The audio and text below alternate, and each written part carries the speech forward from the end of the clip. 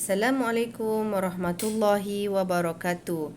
Baiklah anak-anak tahun 4, minggu ni kita akan sambung dengan subtopik yang ketiga bagi mata pelajaran sejarah. Okey, minggu lepas bagi tajuk Mari Belajar Sejarah, kita dah belajar 2 subtopik, iaitu pengertian sejarah dan juga sumber dalam sejarah. Jadi hari ni sebelum kita pergi kepada subtopik kita hari ni, cikgu akan bawa kamu ulang kaji dengan cepat apa yang kamu telah belajar minggu lepas, iaitu yang pertama kamu tengok kat sini, minggu lepas kamu dah belajar tentang pengertian sejarah. Okey. Jadi untuk pengertian sejarah ni ada 5 tokoh yang kamu kena ingatlah.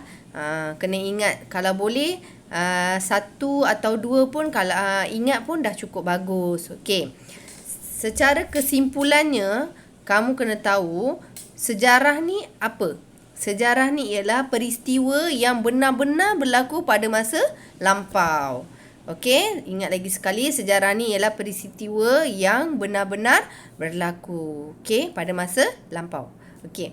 Jadi pengertian sejarah ni ada berbeza-beza lah, tapi membawa maksud yang sama mengikut tokoh-tokoh yang berlainan. Jadi kamu boleh tengok yang pertama mengikut Herodotus, Ibnu Khaldun, E.H. Carr, Profesor Emeritus Tan Sri Dr. Koo Keng Kim dan juga Dr. Muhammad Yusof bin Ibrahim. Okey.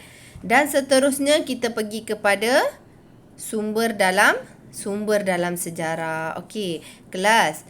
Apa yang dimaksudkan dengan sumber? Okey, sumber dalam sejarah ni ialah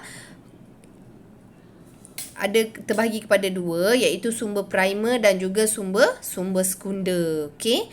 Sumber primer ni lah sumber yang betul-betul asli. Okey, kita tengok contoh sumber primer ni, yang pertama ialah fosil. Fosil ialah tinggalan tumbuhan atau haiwan yang terawet. Okey, jadi kelas, kalau kita tengok fosil ni, kita boleh contoh fosil ialah macam gigi, tulang dan juga macam tanduk. Jadi bila ahli sejarah ni dia jumpa contoh satu gigi ke ataupun tulang, dia orang akan kaji. Okey, gigi ada bentuk taring. Okey, ni mungkin gigi seekor harimau ataupun seekor gajah. Okey, berapa usia gigi ni? Daripada satu gigi ni dia orang boleh tahu yang ni haiwan apa, pernah hidup berapa tahun dahulu.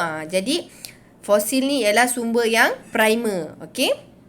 Yang kedua, manuskrip. Manuskrip ni ialah contoh catatan manusia ataupun catatan asli tulisan tangan seperti hikayat Hang Tuah dan juga Sulalatus Salatin. Dan yang ketiga ialah artifak. Artifak ialah hasil ciptaan manusia seperti alat batu, tembikar, senjata dan juga duit shilling. Okey kelas, cikgu nak tanya kamu tahu tak apa beza fosil dan juga artifak? Okey, fosil ni ialah tinggalan daripada tumbuhan ataupun haiwan. Okey, manakala artifak ni apa yang manusia cipta pada masa dahulu. Contoh macam diorang buat tempat memasak macam tembikar kan, dulu tak adalah periuk macam periuk aluminium semua kan. Jadi diorang akan buat periuk pakai tembikar. Jadi apa yang manusia buat masa tu dikira sebagai artifak. Okey. Seterusnya ialah dokumen rasmi. Okey. Dan juga sumber sekunder ni ada 4. Okey. Yang pertama buku, majalah, akhbar, risalah. Okey, sumber sekunder ni adalah berdasarkan pada sumber primer. Okey. Baiklah, seterusnya kita akan pergi kepada tajuk kita pada minggu ini, iaitu kaedah penyelidikan sejarah. Okey, kaedah penyelidikan ni kelas, maksud dia macam mana kita nak kaji sejarah tu. Kaedah penyelidikan. Okey, kita tengok kaedah arkeologi. Okey, kaedah arkeologi ni kalau kita tengok, kamu nampak tak orang-orang dalam gambar ni, diorang pergi dekat satu tempat bangunan ni.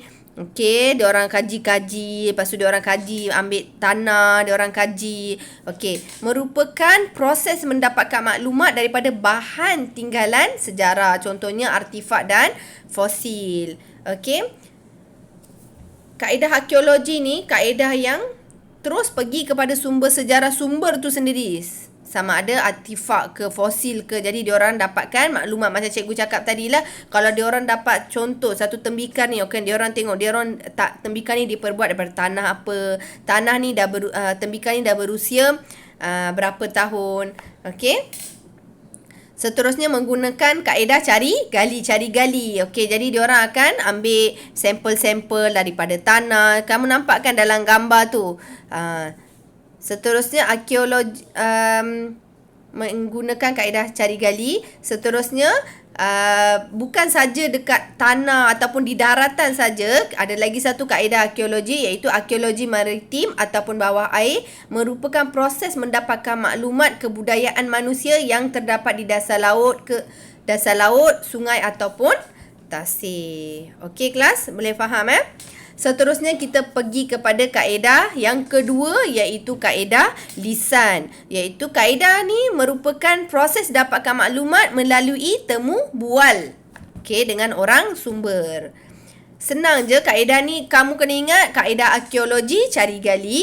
Yang kedua lisan ni, apa kamu temu ramai orang, apa yang kamu dengar tu, itu dikira sebagai kaedah lisan. Okey, apa yang dimasukkan dengan orang sumber? Orang sumber ialah mereka yang terlibat dengan peristiwa sejarah, melihat ataupun mendengar peristiwa sejarah tu daripada orang lain. Okey kelas? Dan seterusnya kaedah yang ketiga iaitu kaedah bertulis, merupakan proses mendapatkan maklumat daripada tulisan ataupun lakaran. Okey, yang kaedah bertulis ni kamu boleh dapatkan daripada contoh buku, majalah, macam daripada sumber kedua tu lah, macam majalah, buku, akhbar, ataupun juga daripada sumber primer pun boleh. Contoh daripada batu bersurat, dinding-dinding gua. Orang dulu, diorang tak tahu tulis. Okey, diorang belum mengenal tulisan. Jadinya, diorang ukir macam simbol ataupun simbol-simbol pada dinding-dinding gua. Jadinya, bahan-bahan yang diorang ukir tu semua pun boleh dijadikan